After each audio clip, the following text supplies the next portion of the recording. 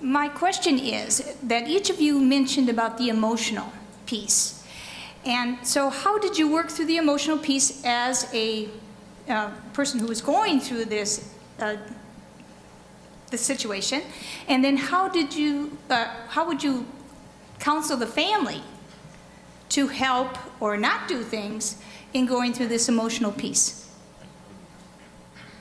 I can start by saying that I did what I think most physicians do when faced with an illness, which is just that I use denial and intellectualization as my main defense mechanisms. And I treated it as though it wasn't there for a while and treated it as though it was happening to somebody else for a while.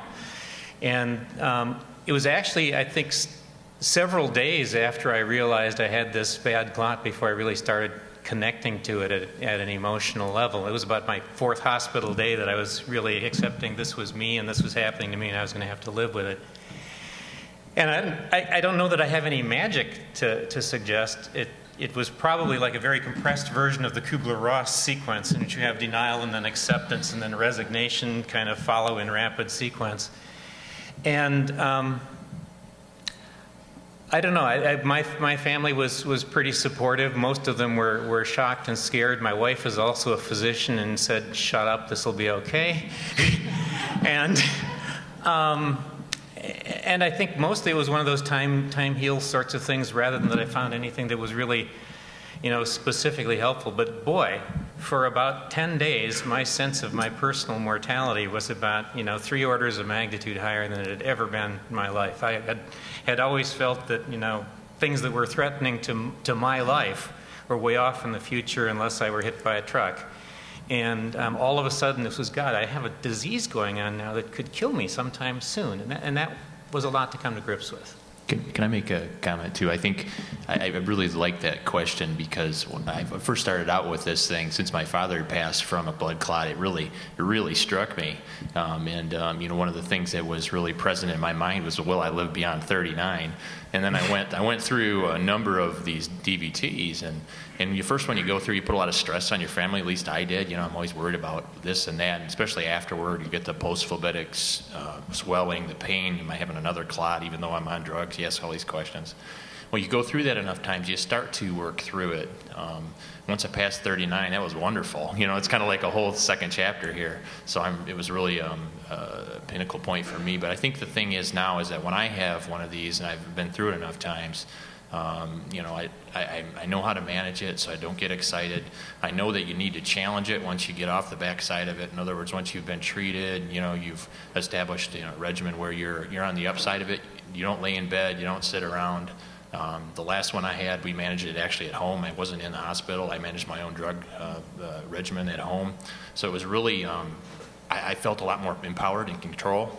And I think it put a lot less stress on my family too, kind of talking them off the ledge, because they were all obviously saw what happened to my dad, so that was important, and that's taken a while. That doesn't happen instantly, but I guess the thing is that stand up, start living your life again. All the general advice I give you around many medical things, but just get right up and get after it immediately, and that's how I've dealt with it. I too think that's a great question, and appreciate you asking it. I think all of us stand to benefit from hearing our own advice and each other's advice on this one for sure.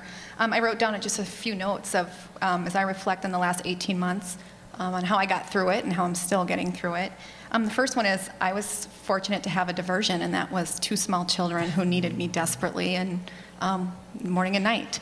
And, not everyone has that, of course, but the moral of the story is a diversion, something to give your mind and your heart and your head and everything else a break, to take you away from it. And it can be reading a book to a hobby, but just you've got to give yourself a break. You can't let this consume you 24/7, because sometimes it will.